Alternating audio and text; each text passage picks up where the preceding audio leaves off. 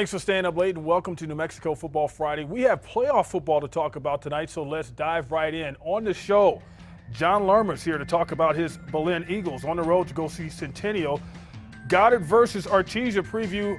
The very famous Jared Chester will bring you that. And of course, the 6A semifinals tonight.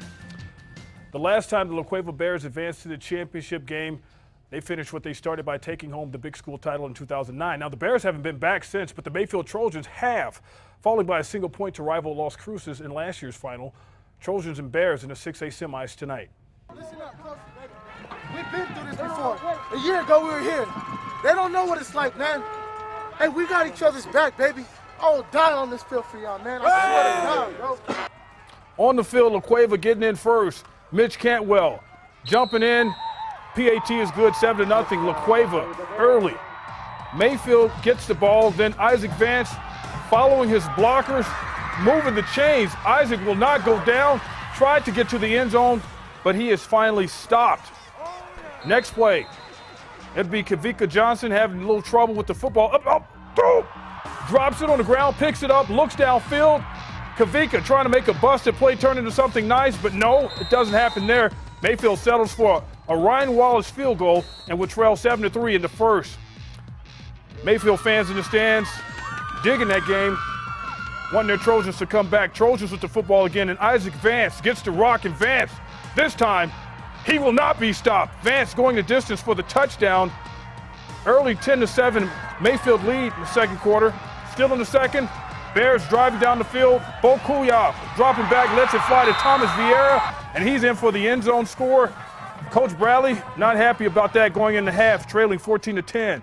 Trojans in the third. Quarterback Kavika Johnson, shotgun, passing it low. Isaac Figueroa going down for the catch and the score. Trojans would lead it 17-14. Then it's the Trojans playing big on D. Louis Lombardi comes in on the blitz and sacks Kuyov. Yeah, you think they're fired up about it? Get ready to adjust. Fourth quarter now, Bears at the 3-yard line. Mitch Cantwell going up the middle for the score and the lead. On the extra point attempt, it would be blocked. Trojans D coming up 20-17. Bears. Then Kavika Johnson gets the football, looking deep for the Mayfield Trojans. Get tipped, intercepted after the tip. Sam Silver. However, Bears drive with stall. Silver makes a nice play, but they can't do anything with it. Mayfield getting the ball once again, and then it's Johnson. Better luck this time with the football. Going deep, hitting his own guy. Isaac Figueroa making the catch on the far sideline. That would be a nice gain. Johnson later set up in the shotgun, faking the handoff. Cameras running up the near sideline and gets the ball in for the score, 24-20. Trojans D able to stop the Bears from scoring. They go on to win with the final score 24-20. So this is an old typical Mayfield La Cueva football game, and it's a ground game today and a tough game too. Teams have just battled it out. Got to go out here and make a play. I mean, I made a mistake last drive, and I just said I got to pick my guys up. As a unit, they kept encouraging me, and they said when it's time to pull, go. Do you. So it was just fun. All I know is they outscore everybody by about 30 points. This is going to be obviously the biggest challenge of the year for us. And they got a great football team over there, but you know we're going to have to step up to another level next week. And he's talking about his next game, which would be the championship game. And who is he talking about? We're our game of the week.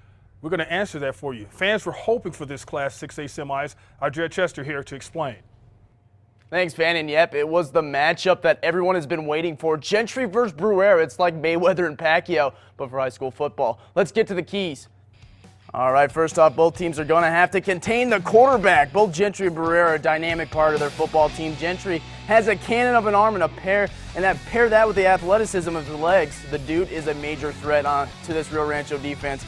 Bruera, on the other hand, is also awesome. He will pick apart a defense, and the kid is like a seasoned vet on the field, only throwing 3 interceptions on the year and averaging close to 330 yards per game. The Rams are going to have to get that D started early though. They allowed 23 points in the first half against Cruces last week and kept a goose egg on the board in the second.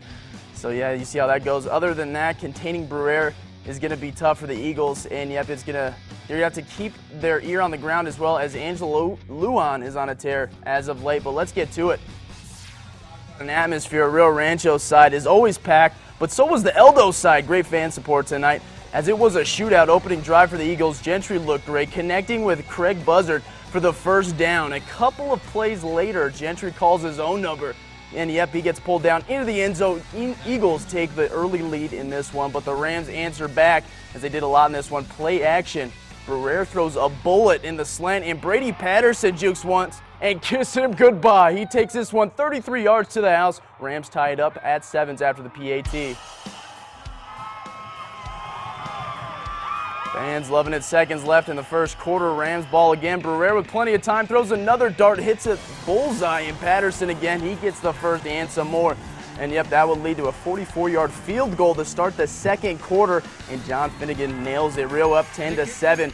The Eagles and Gentry try to answer back with a nice drive. Gentry rolls right and connects with Zach May for the first down. The Ram D forces the Eagles to go for a field goal, though, and it would be no good. The Rams then saw their chance to capitalize, and they do a couple of times. Bruyere drops back, connects with Miguel Barreras for the 6-yard touch, then later pitch to Angelo Lujan, and I told you to watch out for this kid. No one can bring him down. He makes it look too easy almost. Rams lengthen their lead 17-7 after the PAT. But you got to give it to the Eagles. They never gave up throughout this game. Gentry rolling to his right. Noah Schweitzer makes the snag. He gets the first and goes out just outside the 5. Very next play, Gentry uses his legs again, punches it in to make it 17, to go up. And then later, 28 seconds left in the half, Bruyere rears back, sees his man, and unloads. Check out the spiral. He had over 560 yards passing in this game. Patterson makes the great grab. Cameraman almost gets taken out. No time was left, and so they had to go for the 40-yarder, and yep, he nailed it. Rio wins big, 64-43 the final. What a game. Here's what Coach House had to say. Well, we moved the ball well. We kept moving the chains, and Easton's throwing well, and we're catching the ball. And we're not turning the ball over. They're battling right now. We got to finish, and we got to be warriors. So it's on them right now. Yep, the Rams will go on to host the 6A championship for the first time. What a job this team has done. They, of course, play Mayfield. Well, there you have it. Game of the week. Now I'm going to pass it over to Van Tate, who is in the building with one of our special guests. Van. They were the dark horses of Class 6A, making it all the way to the quarterfinals this season. The Siebel Cougars are in the very tough District 1 6A with Rio Rancho in Cleveland. Cougars head coach Ryan Williams is here now to talk about that district and his team. And coach, 7 wins last season in the playoffs, 6 wins this season in the playoffs, and that's after inheriting a team that had 1 victory. You guys must be doing something right. Well, you know what? We're really trying hard. The community's behind us. The coaches are working hard, and the kids believe. They're starting to buy into the system. I felt like the first year the kids laid a foundation, and then this year those kids built on that foundation. And so, you know, we have some video of your quarterfinal game when you guys played at El Dorado Eagles, of course. And what went wrong in this game? I mean, because they had 23 days off, and for one point there, it looked like you guys were going to pull off the upset of all upsets, because everybody hears a lot about Zach Gentry, the Texas-bound quarterback who we're looking at right now. You know. Right, yeah. You know what? We felt like we could play with those guys, and we did for 4 quarters. And, you know, the thing that went wrong is that we turned the ball over at the wrong times. You know, we got down to the 1-yard line and had a fumble, and that was crucial. We fumbled on a kickoff return, and then, you know, going back on the film, we didn't execute some things. You know, some big plays, big situations. Even the last play of the game, we had an incorrect block, and, you know, that's me. I didn't put my guys in the situation enough so that they could make that play, and so that came back to hurt us in the playoffs. That district is rough, man. You got a district where, you know, Cleveland could easily be still playing right now. Absolutely. Rio Rancho, you know, like you guys, that top 3 right there, you finished it right at 3rd, and which is, I mean, that's good, because it would have been better to be 2nd or 1st, but look who's ahead of you. Right. I mean, it's not like you're slouches. Yeah, no, this district is very tough, and for us, you know, we kind of feel like we kind of use that to motivate us, because we are the old man in the district, and you know, there's a lot of new schools around us, and they got stadiums and different things, and so, you know, we really got to make the program as best we can and really sell it to the kids and get them to believe in the community and the program. And I always feel bad for Santa Fe, because, I mean, they're in that district with you guys, and, man, that's a tough hill to climb, because they weren't playing that kind of competition prior to that. I know, and they'll come up, you know, like every time you have to go up, you normally do. But it's just a tough road to hoe, man. Yeah, when I heard they were coming into our district, I felt the same thing. I felt like, maybe there's certain sports they can compete in, but they are coming into arguably the best district. And I read some numbers from the Rio Rancho Observer paper on just the lack of success in the fall, and it was pretty clear that right now they are having to adjust. And so I think it's tough for them, but they got good people. Their coach, they have a good football coach, Yeah. and I know they'll continue to work and build the programs and be able to compete at some point. Yeah, Rio Rancho, Gary Herron give him a shout out. He does a great job over there Yeah. at the Observer. Now, as far as next season and what do you have coming back, how do you build on what you've already done? Because you guys keep making that claw. You keep climbing up the ladder one more rung, Well, at this point, we lose some very key seniors. This group was a very good group. But for us, we want to improve just the culture at the school with our program, building tradition, putting things on the walls, just making the whole thing better, the weight room, everything. That's our focus for us, and I think the kids are starting to believe and buy in, and so we just need the community behind us, and we'll continue just to work hard and try to build a top flight program. Well, tradition plays a big role. Like a big example of that in this state is Hobbs Eagle basketball. When those guys, they walk in the gym, they're already up by 10. Exactly. You know what I mean? Right. It used to be back in the day when Raf Tasker was running the show. Now one of his former players, Mike Smith, doing the same thing down there. As far as getting past to the next round next year, is that something that you guys put on the board? Like, hey, we got to get to the semis next year, or we want to win it all?